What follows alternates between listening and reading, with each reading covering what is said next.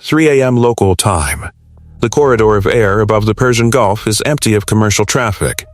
Tankers idle at anchor near Fujairah. And inside a windowless room in Muscat, a draft document sits on a table, unsigned, the ink line waiting for a signature that could rewrite the balance of an entire region. The clock on the wall is not decorative. It is operational. 48 hours. That is the window officials close to the talks describe as the point of no return. 48 hours before the pressure architecture that pulled Iran back to this table either locks into a permanent framework or collapses into something far worse than the standoff that preceded it. This is the moment the public was not supposed to see. The moment between the carrier strike groups repositioning in the Arabian Sea and the press conferences that will eventually package all of this into a clean headline.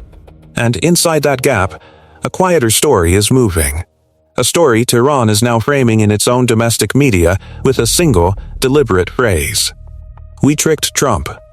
The claim is loud.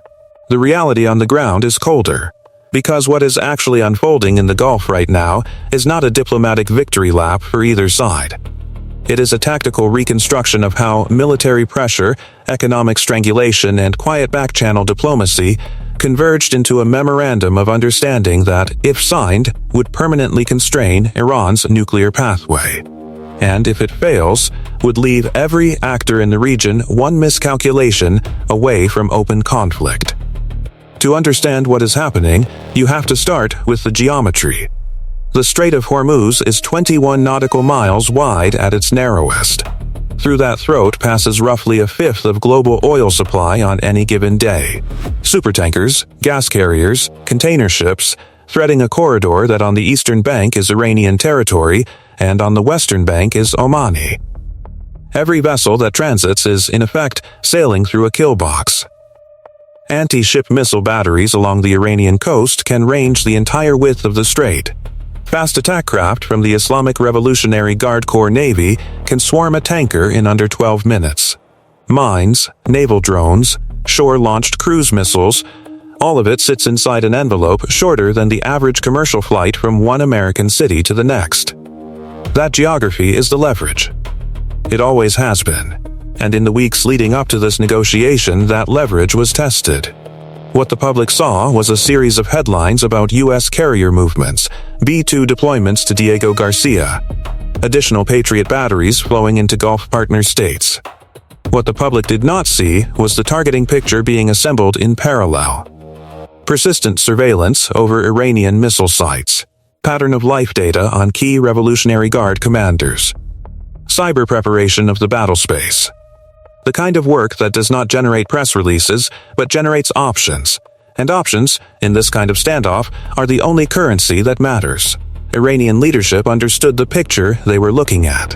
A coordinated strike package capable of degrading their nuclear enrichment infrastructure at Natanz and Fordo within a single night of operations. Bunker-penetrating munitions designed specifically for the hardened, deeply buried facilities that Tehran has spent 2 decades constructing. The math was brutal. The cost of resisting now was no longer measured in sanctions.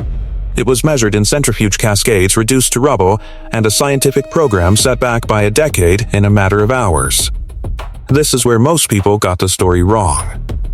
The narrative being pushed in Tehran, that Iran somehow outmaneuvered the American president, that the regime walked into these talks from a position of strength, is not just spin.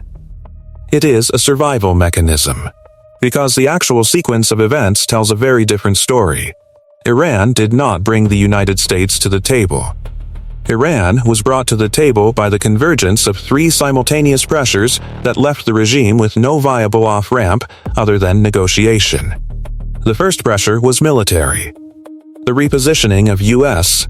naval assets, the quiet movement of strike aircraft into range, the visible hardening of Gulf partner air defenses. This was not posturing. This was the assembly of a strike option with a measurable timeline. The second pressure was economic. Iranian oil revenues had been squeezed by a tightening sanctions regime. Secondary sanctions on Chinese refiners that had been quietly absorbing Iranian crude, and a currency in free fall against the dollar. The rial had lost meaningful purchasing power inside a single quarter. Bread prices, fuel subsidies, The daily texture of life inside Iran was deteriorating in a way that the regime's internal security apparatus could feel. The third pressure was regional, and this is the one most analysts underweight. The Gulf Cooperation Council states, particularly Saudi Arabia and the United Arab Emirates, had quietly shifted their diplomatic posture. The Abraham Accords architecture expanded informal coordination with Israel, intelligence sharing on Houthi activity in the Red Sea. All of it added up to a regional environment where Iran could no longer count on a fractured Arab response to insulate it from American pressure. The neighbors had picked a side, and the side they picked was not Tehran. Inside that three-way vise, the regime made a calculation. Negotiate now, on terms that preserve the surface dignity of the leadership, or absorb a strike that would humiliate the Revolutionary Guard and accelerate internal pressures the regime is already struggling to contain. They chose the table. The memorandum reportedly taking shape inside that Muscat room is not a treaty in the traditional sense. It is a framework document, a skeleton on which a longer, more detailed agreement would later be hung.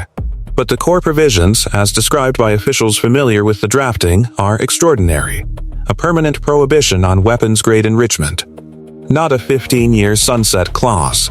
Not a phased restriction. Permanent, enforced through a verification regime that goes beyond the standard International Atomic Energy Agency protocols, with intrusive inspection rights at any declared or suspected facility, on short notice, with American and Gulf state technical participation in the inspection teams. In exchange, a phased lifting of specific economic sanctions, structured so that re-imposition would be automatic and rapid in the event of a verified violation. The technical term being used in the draft is snapback, but a sharper, more automated version than what existed in the previous nuclear framework. Triggers built into the document itself.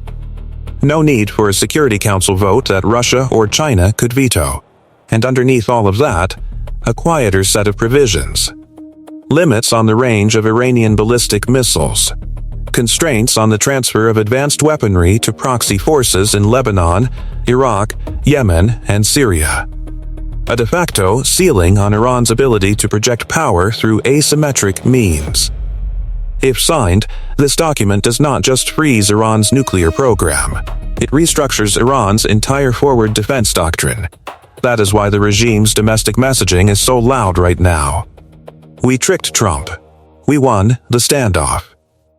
Because the alternative, the honest framing, is that the Islamic Republic is signing a document that constrains the very tools it spent 40 years building.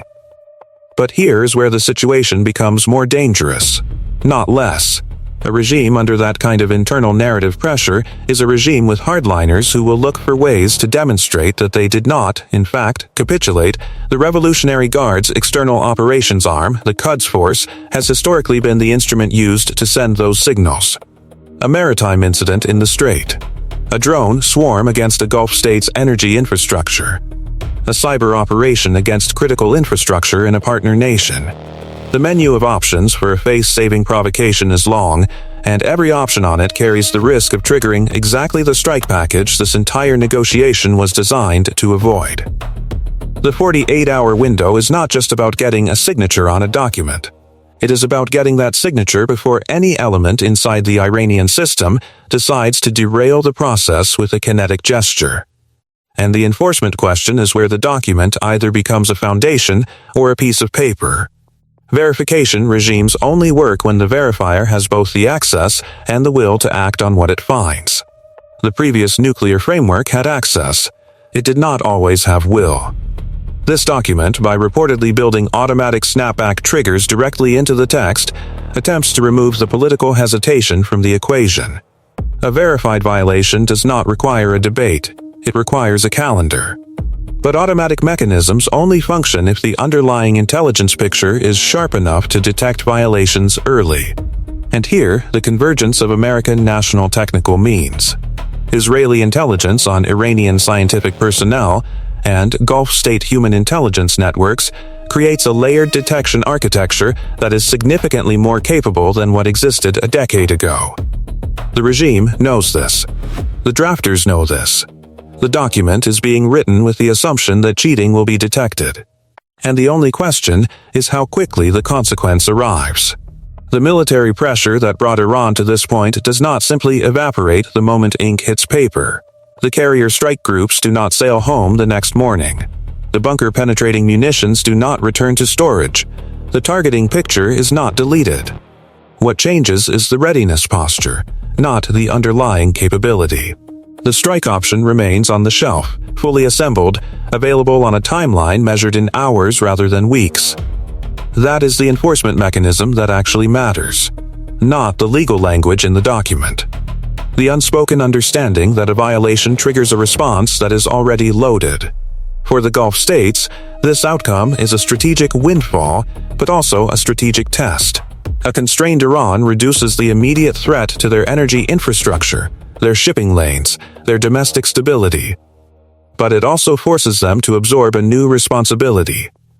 A regional security architecture that is no longer organized primarily around containing Tehran has to find a new center of gravity. Counter-terrorism, maritime security, integrated air and missile defense against non-state actors, all of it becomes the new operational baseline. Saudi Arabia, in particular, finds itself in a position it has not occupied in a generation. The dominant Sunni power in a region where the dominant Shia power has just accepted significant strategic constraints. The temptation to overreach is real. The American posture in the document, as reported, includes language designed to discourage exactly that kind of regional adventurism. Stability is the product the document is selling, not victory. For Israel, the calculation is more complicated. The Israeli security establishment has spent decades preparing for a unilateral strike option against Iranian nuclear facilities. That option does not disappear with this document. It is shelved pending verified compliance. The Israeli position, communicated through quiet channels, has reportedly been that the document is acceptable only if the enforcement mechanisms are genuinely automatic. A framework that depends on American political will in a future administration is a framework that Israeli planners do not trust. A framework with built-in triggers is one they can live with, for now. And then there is the question of Iran's future leadership. The supreme leader is in his mid-80s. The succession question has been the quiet variable inside every Iranian strategic calculation for the last decade. A document of this magnitude, signed in this leader's final period, becomes part of the inheritance he leaves to whoever follows. Hardliners inside the system understand this. They are not just fighting the document. They are fighting the precedent it sets for the next era of the Islamic Republic. That internal struggle is the variable no outside analyst can fully model. The document may be signed. The framework may hold for a year, 2 years, 5, and then a succession event, a regional crisis, a shift in the American political landscape. Any one of those could reopen questions that the memorandum was designed to close permanently. Permanence in geopolitics is always conditional. What can be said with confidence is this: the convergence of military pressure, economic strangulation, and regional realignment created a moment in which the Iranian regime had no viable alternative to negotiation. The document being drafted in Muscat is not a gift to Tehran. It is the least bad option available to a leadership that understood the strike package was real, the timeline was short, and the regional environment had turned against them. The Tehran narrative, that they outmaneuvered the American president, is a domestic political product. It is not a strategic assessment. The strategic assessment, the one being made inside the regime's actual decision-making circles, is that the cost of resistance had become unsustainable and the cost of negotiation, while painful, was survivable. The 48-hour window is closing. The document is nearly complete. The carrier groups remain on station. The targeting picture remains assembled. And somewhere in the Iranian leadership, a final decision is being made about whether to sign or whether to gamble that one last provocation can extract a better deal. The history of this region suggests that gambling at this stage rarely ends well for the gambler. If the signature comes, the Middle East enters a configuration it has not seen in 40 years. A constrained Iran, an emboldened Gulf coalition, an American posture that is simultaneously more disengaged and more lethal, and an Israeli security establishment that has reluctantly accepted a framework it did not author. None of that is stability in the traditional sense. It is a new equilibrium, held in place by the credible threat of a strike that everyone now knows is real. If the signature does not come, the alternative is not a return to the previous standoff. The previous standoff is gone. The pressure architecture has been built. The strike option has been assembled. The political cost of walking away from a nearly complete framework for both sides is high enough that the failure mode is not stalemate. It is escalation. That is the verdict the next 48 hours will deliver. Not a treaty. Not a peace. A recalibration of the entire regional balance, written in the language of leverage, enforced by the credible promise of consequence, and accepted by a regime that ran out of better options.